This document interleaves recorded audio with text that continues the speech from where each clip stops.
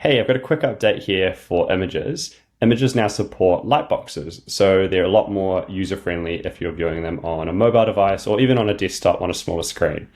And what it looks like is if you click into an image, you can see it at full size, and if there's a carousel, you can also scroll between the different images in there. So this is supported on cover images and also additional image fields as well. And it's real easy to set up. So head over to your content tab and go to your cover image. Then click the little paintbrush icon. And in here, you'll have Open in Lightbox. This is disabled by default, so you'll need to enable it if you want to use it. And if you're on an additional field, all you need to do is add your image field that you'd like, click into your image, and then go Image Settings, and then turn on Lightbox as well. And then these work the exact same way as the cover images.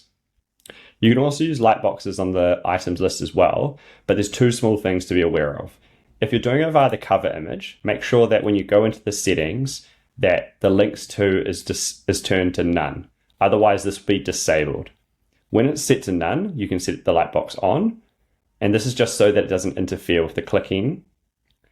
And also, if you go down to buttons, if you have an item link set, any images inside your item or the cover image itself won't work as a lightbox because it'll take you directly to the details page. But as long as you haven't got those two things set, you can have lightboxes in here so that people can easily click through and see all their images at full size. Give it a go.